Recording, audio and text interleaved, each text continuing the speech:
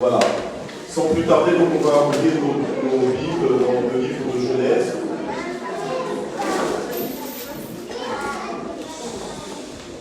Au chapitre 22, du premier verset au 14e verset. D'accord ? Voilà. Alors on va lire donc Genèse chapitre 22, verset 1 à 14. Après ces événements, Dieu mit Abraham à l'épreuve et lui dit, Abraham, il répondit, me voici. Alors Dieu dit, prends donc ton fils unique, ton unique plutôt, celui que tu aimes, Isaac. Va-t'en dans le pays de Moria, et là offre-le en holocauste sur l'une des montagnes que je t'indiquerai. Abraham se leva de bon matin, se lava son âme et prit avec lui ses deux jeunes serviteurs et son fils Isaac. Il fendit du bois pour l'holocauste et partit pour se rendre à l'endroit que Dieu lui avait indiqué. Et le troisième jour, Abraham, levant les yeux, vit l'endroit de loin. Alors il dit à ses jeunes serviteurs, vous restez ici avec l'âne, et le jeune homme et moi, nous irons là-haut pour adorer, puis nous reviendrons auprès de lui. Abraham prit le bois pour l'holocauste et le chargea sur son fils Isaac et prit dans sa main le feu et couteau. Ils marchèrent tous deux ensemble. Alors Isaac adressa la parole à son père Abraham et dit, mon père, il lui répondit, me voici mon fils. Isaac reprit, voici le feu et le bois. Mais où est l'agneau pour l'holocauste? Abraham répondit, mon fils, Dieu va se pourvoir lui-même de l'agneau pour l'holocauste. Et ils marchèrent tous deux ensemble. Lorsqu'ils furent arrivés à l'endroit que Dieu lui avait indiqué, Abraham y construisit l'autel et disposa le bois. Il licota son fils Isaac et le mit sur l'autel par-dessus le bois. Puis Abraham étendit la main et prit le couteau pour égorger son fils. Alors l'ange de l'Éternel l'appela du ciel et dit, Abraham, Abraham. Il répondit, me voici. L'ange dit, n'étends pas ta main sur le jeune homme et ne lui fais rien, car j'ai reconnu maintenant que tu crains Dieu et que tu ne m'as pas refusé ton fils, ton unique. Abraham leva les yeux et vit par derrière un bélier retenu par un buisson par les cornes. Alors Abraham alla prendre le bélier et l'offrit en holocauste à la place de son fils. Abraham donna à cet endroit le nom de Adonai-Yireh. C'est pourquoi l'on dit aujourd'hui, sur la montagne de l'Éternel, il sera pourvu. Amen. Amen. Gloire à Dieu. Ça va être un message normalement court, ou plutôt anormalement court. Donc, le titre de ce message, c'est « Les trois choses que ton offrande révèle ». Amen. Les trois choses que ton offrande révèle.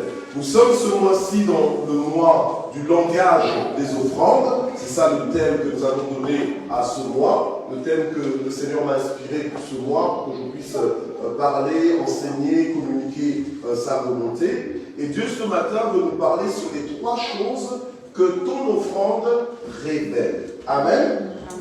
Voilà. Ça révèle trois choses, mais dans deux dimensions. Dans la dimension humaine et aussi dans la dimension divine. Amen. Donc il y a trois choses que ton offrande peut révéler quand tu fais ton offrande. Ok? La première chose, c'est quoi? C'est dans la dimension humaine, ça révèle ton obéissance. Ok? La première chose, c'est que ça révèle ton obéissance. Et dans la dimension divine, ça révèle la volonté de Dieu. Alléluia. Amen. Amen. Pourquoi? Parce qu'on voit dans ce texte que c'est Dieu lui-même qui a parlé à Abraham et qui a demandé à Abraham de prendre son fils et de venir l'offrir en holocauste. Et Dieu a bien précisé quel genre d'offrande il voulait. Alléluia. Est-ce que vous êtes là? Amen. Gloire au Seigneur. L'holocauste, c'est quoi? L'holocauste, en fait, en général, je n'aime pas trop ramener le grec et tout ça, mais peut-être qu'on comprendra mieux que ça. Amen.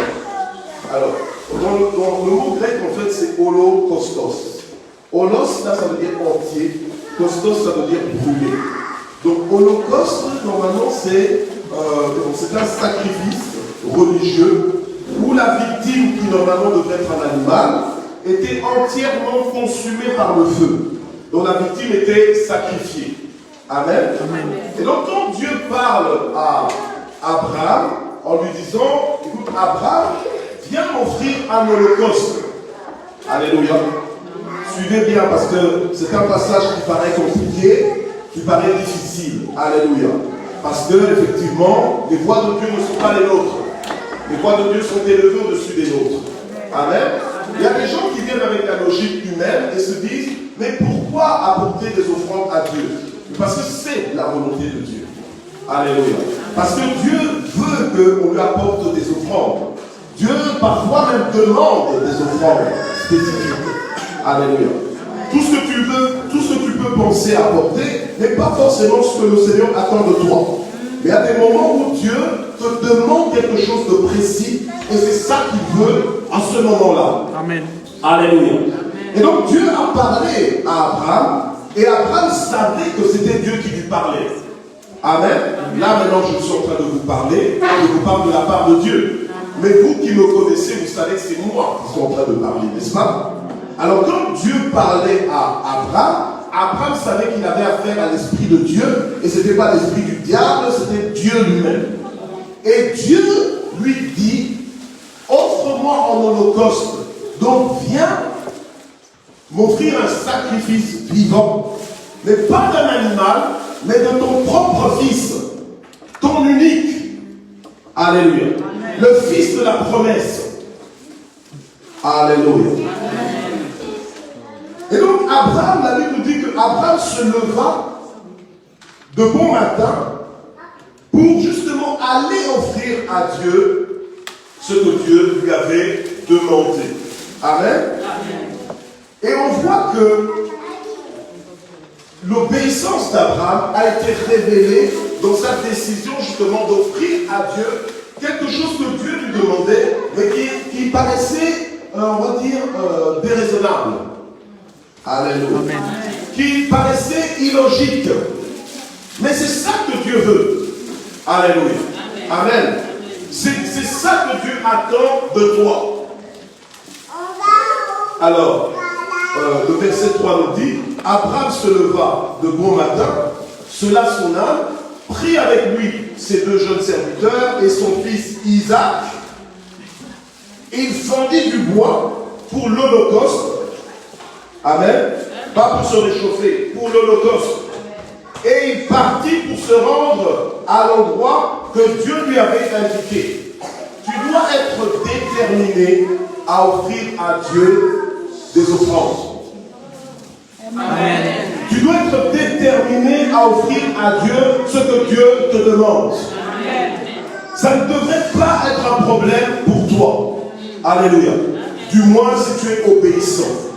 Vous savez, quand tu es obéissant, tu n'es pas obéissant parce que tu comprends, mais tu es obéissant parce que tu te soumets à la volonté de Dieu.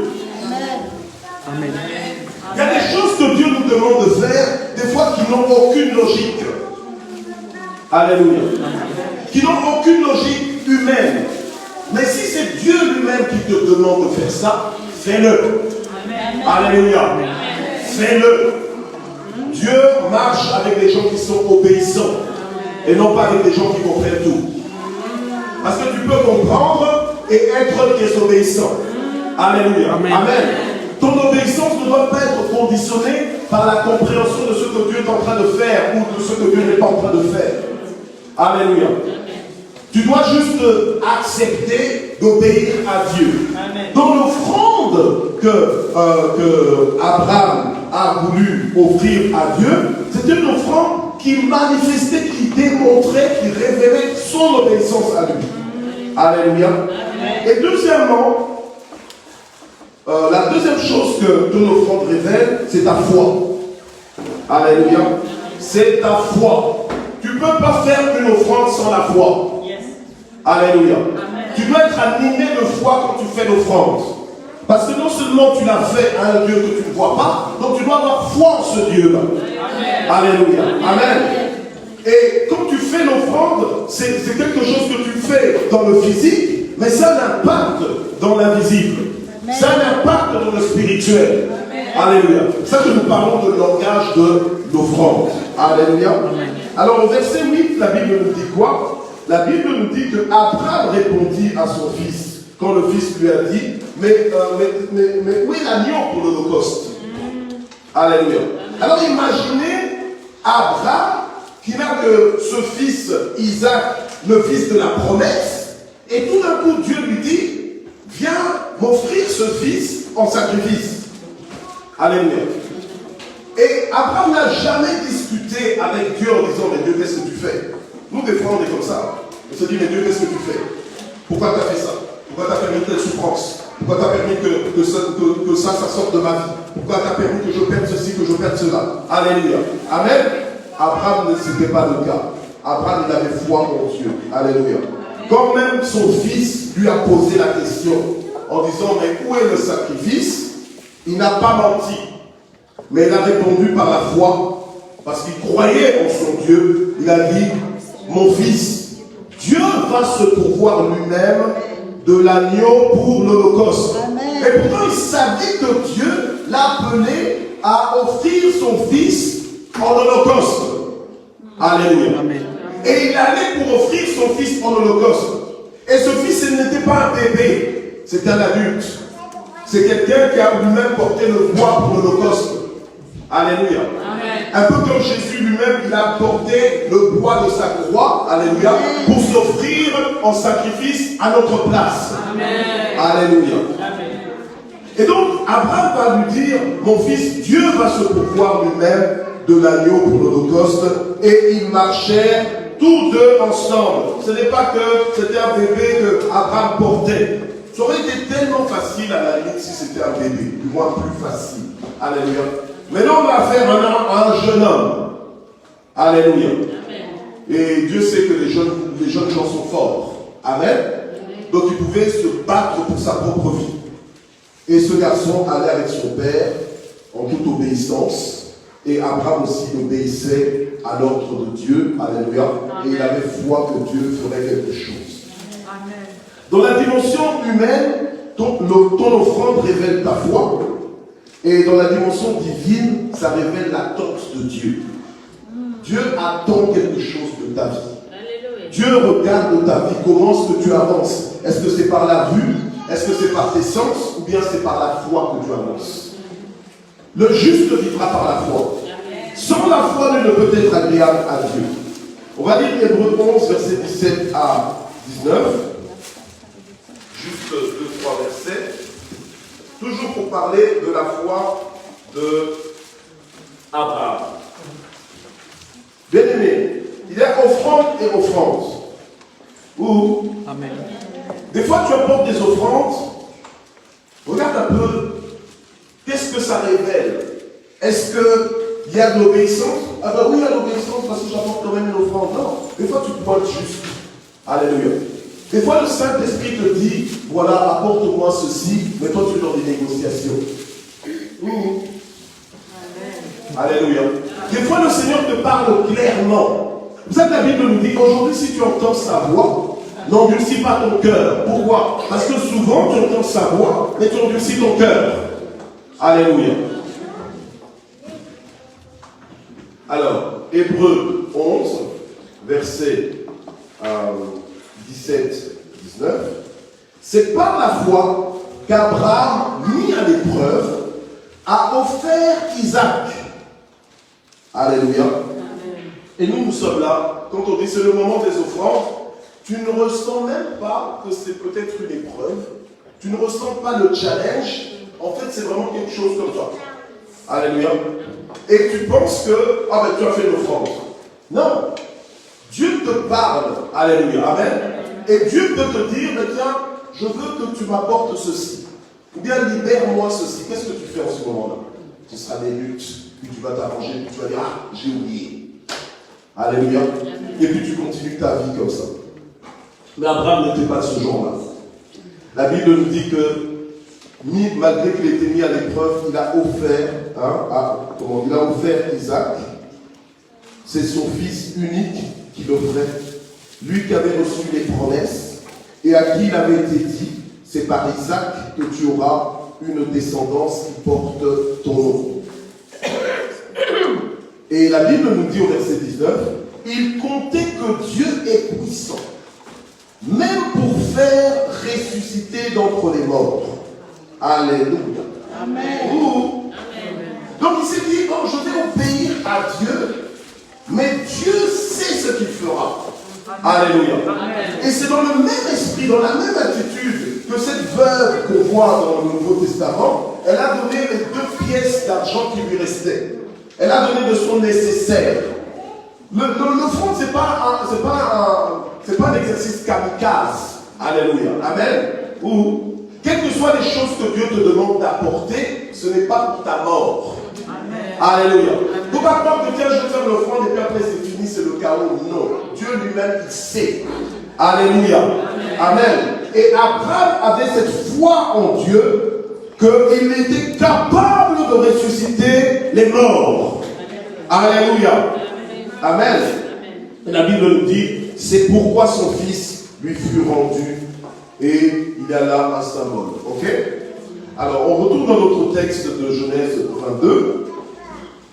Et on va voir le 3e aspect, parce que je dois aller vite. On va voir le 3e aspect, la 3e chose que ton offrande révèle. Alléluia. Ton offrande doit révéler l'obéissance à Dieu, ta foi en Dieu, alléluia, tout en t'indiquant que c'est la volonté de Dieu que tu apportes une offrande, que Dieu attend cette offrande, alléluia, amen. Et troisièmement, ça révèle ton amour pour Dieu. Amen. Ok, bon, l'église n'est que là ou... Amen. Verset 10. La Bible nous dit, puis Abraham étendit la main et prit le couteau pour égorger son fils. Ou Abraham n'était pas comme certains parmi nous, on fait semblant. Tu vois, c'est comme si tu veux donner, mais tu sais qu'on est en Belgique et qu'en général en Belgique, quand on veut te donner quelque chose, tu vas toujours dire, oh mais non, il ne fallait pas. On te donne quelque chose et puis au lieu de dire merci, quand tu dis mais non, il ne fallait pas. Mais non. Et puis il y en a qui disent, oh ben puisqu'il a dit non, ben je ne donne pas. Abraham n'était pas comme ça. Abraham s'est dit, Dieu me demande mon fils, je ne comprends pas pourquoi. Mais ce que je sais, c'est qu'un holocauste est supposé honorer la divinité en fait. Amen. Alléluia. Amen. Et à cette époque, il y avait des peuples justement qui offraient des holocaustes, voilà, même des fois de personnes humaines à leur Dieu. Et tout d'un coup, tu vois Dieu, notre Dieu, demander un holocauste. Alléluia. Qui normalement devrait être un holocauste d'animal, mais Dieu dit à Abraham, non Abraham, je veux ton fils. Est-ce que Dieu peut te demander tout ce qu'il veut? Amen. Est-ce que Dieu peut vraiment te demander tout ce qu'il veut? Oui. Même si tu ne comprends pas. Oui. Ou bien il y a des domaines dans ta vie où tu ne serais pas d'accord. Alléluia. Amen. Si Dieu te demandait n'importe quoi dans ta vie comme offrande, est-ce que tu lui dirais oui? Est-ce que tu aimes suffisamment Dieu pour justement chercher à faire plaisir à Dieu d'abord? Alléluia. Amen. Ou bien tu veux d'abord sécuriser ta propre vie. Abraham n'était pas de cela. Alléluia. Abraham, Dieu lui avait fait des promesses. Là maintenant il est en train de vivre la Bible nous dit qu'il a été mis à l'épreuve, donc il vivait une épreuve. Alléluia, amen. Mais cette épreuve était supposée honorer Dieu. Et Abraham a été jusqu'au bout des choses. Quand il a pris le couteau, alléluia, quand il a étendu sa main, c'était pour égorger son fils. Bon, maintenant, on est en 2022, d'accord? C'est pas à toi d'aller, oh ouais, je suis en train de faire une offrande pour à Dieu, non. Ok? Abraham a fait ça parce que Dieu le lui avait dit. Ok? Toi, tu veux déjà égorger ton enfant parce qu'il t'énerve tellement. C'est pas ça. D'accord? Ou Garde-le pour toi. Cet enfant-là qui t'énerve. Amen. Tu n'es pas non plus quelqu'un qui tue les gens. Alléluia. Amen. Oui, je le dis, mais il y a des gens des fois qui comprennent mal les choses. Et après, on va avoir des problèmes et puis on va remonter au message du pasteur le dimanche. Alléluia. La Bible nous dit qu'il a étendu le couteau, il voulait égorger son fils. Et c'est en ce moment-là que l'ange de l'Éternel est intervenu. L'ange lui a dit, l'appeler Abraham, Abraham. Et il a répondu, me voici. Alléluia. Donc, en fait, Abraham avait une flexibilité. Son obéissance le rendait flexible. Il n'a pas dit quoi encore, laisse-moi faire ce que j'ai à faire. Non, il a dit, me voici. Alléluia. Et là, maintenant, qu'est-ce qui s'est passé? Eh bien, l'ange lui a dit, n'étends pas ta main sur le jeune homme, et ne lui fais rien. Et là, tu te dis, mais finalement, Dieu, qu'est-ce que tu veux? Oui. Est-ce que vous avez déjà vécu des situations comme ça? Alléluia. Amen. Ou vous comprenez la volonté de Dieu, quand vous voulez la faire, finalement, Dieu vous dit, non, non, ceci maintenant. Alléluia. Et comment vous réagissez en ce moment-là? Vous murmurez, vous râlez, vous faites un procès à Dieu. Comment vous faites? Alléluia.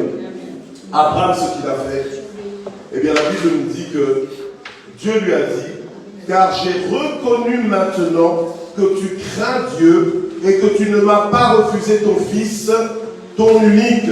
Alléluia. Amen. Donc en fait, l'offrande, l'holocauste qu'il voulait faire, parce que Dieu le lui avait demandé, a manifesté à Dieu que Dieu était prioritaire dans la vie d'Abraham. Alléluia. Amen. Si tu fais des offrandes où Dieu ne se sent pas prioritaire, c'est peut-être pas une offrande que tu es en train de faire. Tu es en train de faire une consultation. Alléluia. Amen. Est-ce que je parle à quelqu'un? Nous sommes en train d'apprendre à faire des offrandes qui parlent à Dieu. Des offrandes qui plaisent à Dieu. Alléluia. Amen. Alors, donc on a vu que la première chose que l'offrande révèle, c'est ton obéissance. La deuxième, c'est ta foi. La troisième, c'est ton amour. Et au niveau de Dieu, ça révèle d'abord la volonté de Dieu, ensuite l'attente de Dieu, parce que Dieu regardait s'il allait aller jusqu'au bout. Alléluia. Amen. Amen. Des fois, quand tu te dis que tiens, Dieu t'appelle à faire des choses, on va y aller, je suis sûr qu'à moins 1, il va m'arrêter.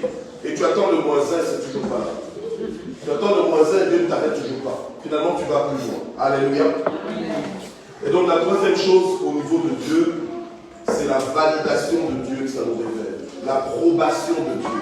Quand Dieu approuve ton offrande. Quand Dieu est content avec l'offrande que tu as apportée. Alléluia. Amen. Et en même temps, Dieu, il est content de l'offrande que tu apportes, mais ça lui dit aussi beaucoup sur ton caractère. Pourtant, Dieu connaît toutes choses. Alléluia. Dieu connaît tout. Et pourtant, il voulait voir jusqu'à quel point Abraham était prêt à l'obéir. Alléluia. Amen. Donc Abraham a été en profondeur avec Dieu. Grâce à quoi? Par le moyen des offrandes. Par le moyen de l'holocauste. Alléluia. Donc l'offrande, ne prenons pas l'offrande pour juste un petit moment du culte, un moment insignifiant dans le culte, un moment de collecte. Ce n'est pas une collecte. C'est une expression d'adoration, une expression d'appartenance, une expression d'obéissance à Dieu, une expression de foi en Dieu et une expression d'amour pour Dieu. Amen. Alléluia. Amen. Alors la Bible nous dit dans Jean 3,16, car Dieu a tant aimé le monde qu'il a donné son Fils unique. Alléluia. Amen. Amen. Alors Dieu veut souvent qu'on l'imite, qu'on le copie. Vous voyez que si Dieu peut le faire, toi aussi tu peux le faire. Amen. Il a donné ce qu'il avait de plus cher pour le salut de plusieurs. Amen. Il a donné son Fils unique afin que quiconque croit en lui ne périsse point, mais qu'il ait la vie éternelle. Or la vie éternelle, c'est de connaître Dieu, c'est de communier avec Dieu. Alléluia. Amen. Amen. Gloire au Seigneur. Donc Isaac était un peu comme une figure de ce qu'est Jésus. Amen. Alléluia. Amen. Amen. Jésus, le Fils de Dieu, que Dieu lui-même nous a donné par amour pour nous. Donc sur ça, sur cette parole, je vais prendre Actes des Apôtres. Excusez-moi. Actes des Apôtres, chapitre 8.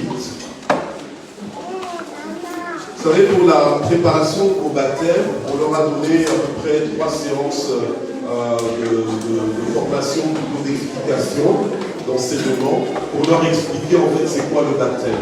D'accord? Voilà. Donc, là maintenant, je voudrais juste prendre Actes des Apôtres, chapitre 8, et lire à partir du verset 26. Mais en réalité, il y a un seul verset qui m'intéresse réellement ici, c'est le verset 36. Donc, je vais juste lire les premiers versets, donc de 26 à 30. Ensuite, je vais passer au verset 36. Alors, la Bible dit ceci. Un ange du Seigneur adressa la parole à Philippe. Lève-toi et va du côté du midi, sur le chemin qui descend de Jérusalem à Gaza, celui qui est désert. Il se leva et partit. Et voici un Éthiopien, un eunuque, haut fonctionnaire de Candace, reine d'Éthiopie, et le surintendant de tous ses trésors, était venu à Jérusalem pour adorer. Et ils sont retournés assis sur son char, en lisant le prophète Ésaïe. L'Esprit dit à Philippe, avance et rejoins ce char. Philippe accourut et entendit l'Éthiopien qui lisait le prophète Ésaïe. Il lui dit, comprends-tu ce que tu lis? Alors, la suite de l'histoire, lorsqu'il lui demande s'il comprenait ce qu'il disait, eh bien, l'eunuque éthiopien, ce bon fonctionnaire, va lui répondre, ben, comment est-ce que je peux comprendre si personne ne me l'explique? Mais en fait, il essayait de comprendre, mais il ne comprenait pas tout à fait. Mais cela ne l'a pas découragé tellement il avait soif de Dieu. Amen. Et comme Dieu voit que tu as soif de lui, Dieu va se révéler à toi. Dieu va même t'envoyer les bonnes personnes pour t'éclairer. C'est comme ça que Dieu surnaturellement a envoyé Philippe vers l'eunuque éthiopien. Et l'eunuque éthiopien était ouvert à la réponse de Dieu, au service que Dieu lui envoyait. Et donc l'eunuque éthiopien a fait un bon accueil à Philippe. Philippe qui est rentré, qui est monté dans son char et qui a commencé à lui expliquer en fait la lecture du livre que lui est en train de faire. Et en lui expliquant, il a compris les choses. D'accord? Il a compris que, voilà, que Jésus est mort à sa place, qu'il est mort à la croix pour le sauver, et que la Bible dit, celui qui croira et qui sera baptisé, c'est celui-là qui sera sauvé. Sauvé de quoi? Sauvé du jugement à venir. Amen. Amen. Voilà. Sauvé de la condamnation éternelle. Parce que tous ont péché et sont privés de la gloire de Dieu. Mais Dieu qui nous a tellement aimés, qui a aimé le monde, eh bien, il a donné son Fils unique, Jésus-Christ, afin que quiconque croit en lui ne périsse pas, mais qu'il ait la vie éternelle. Et donc, l'eunuque éthiopien qui recherchait Dieu a compris cela. Ok? Et la Bible nous dit au verset 36, comme ils continuaient leur chemin ensemble, ils arrivèrent à un point d'eau. Et l'eunuque dit, mais voici de l'eau. Qu'est-ce qui m'empêche d'être baptisé? Qu'est-ce qui m'empêche d'être baptisé? Aujourd'hui, pardon, il y a de l'eau. Rien n'empêche à nos 4 jeunes gens de la jeunesse de l'Église Parole de Vie de se faire baptiser, n'est-ce pas? Il y en a parmi eux qui auraient pu dire, oh ben moi j'ai grandi dans l'Église, je suis chrétien parce que mes parents étaient chrétiens. Non. Le salut est personnel. Amen. Le salut est personnel. Amen. Nous devons nous responsabiliser, comprendre qu'un jour tu devras faire face au trône de Dieu tout seul. Tu auras beau crier, ah oui, mais moi mon père il priait, ma mère priait, ils étaient à l'église, etc. Oui, toi personnellement, quelle a été ta démarche? Quel a été ton engagement vis-à-vis de Dieu? Quelle alliance as-tu conclue avec Dieu? Eux, les 4 jeunes gens que nous voyons là, ils ont conclu une alliance avec Dieu en Jésus-Christ. Alléluia. Amen. Lorsque l'eunuque éthiopien demandait à Philippe, qu'est-ce qui m'empêche d'être baptisé? Philippe lui a dit, eh bien, si tu crois de tout ton cœur, cela est possible. Ce n'est pas si ton père croit pour toi, ce n'est pas si ta mère croit pour toi, mais si toi-même tu crois de tout ton cœur, cela est possible. Amen. Parce qu'il a compris qu'il devait se faire baptiser pour s'identifier avec la mort de Jésus, l'ensevelissement de Jésus et la résurrection de Jésus d'entre les morts. Amen. Amen.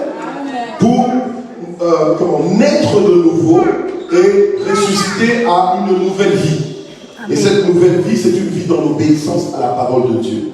Les 4 jeunes gens que vous voyez ici, regardez-les bien, parce que vous n'allez bientôt plus les reconnaître. Parce que la parole de Dieu va les transformer. Ils vont passer de moins bien à bien. Amen. Ils vont passer de pire à meilleur.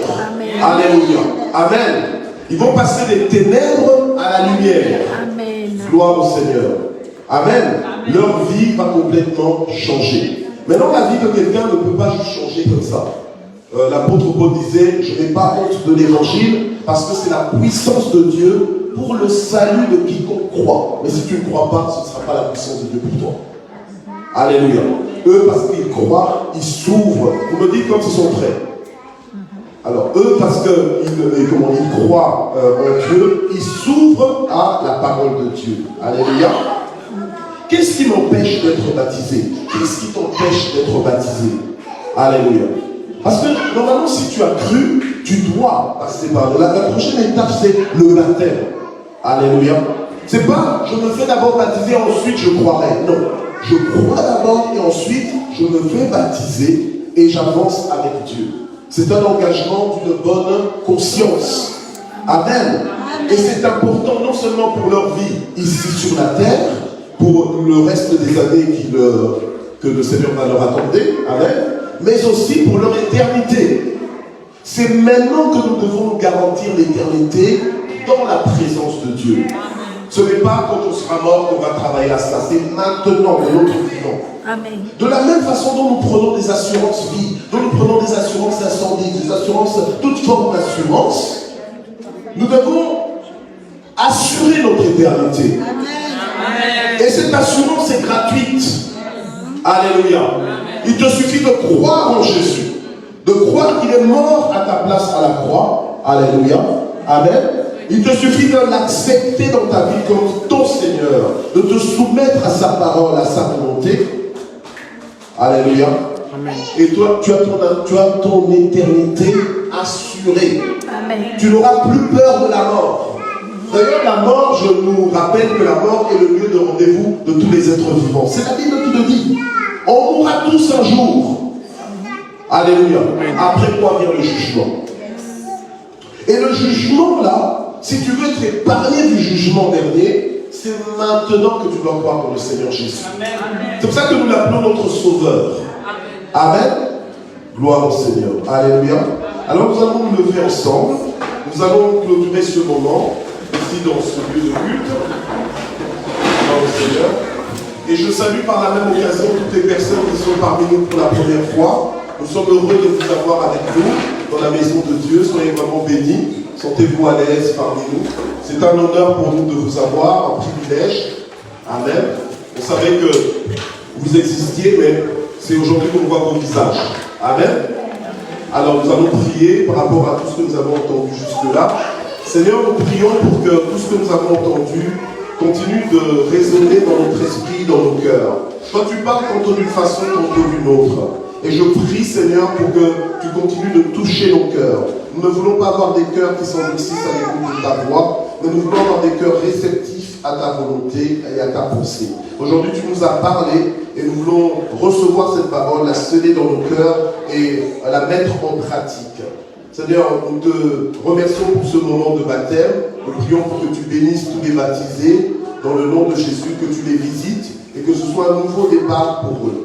Ta parole nous dit que si quelqu'un est en Christ, il est une nouvelle créature, les choses anciennes sont passées et voici toutes choses sont devenues nouvelles. Nous déclarons que toutes choses deviennent nouvelles pour chacun d'eux, au nom puissant de Jésus-Christ. Amen. Amen, amen.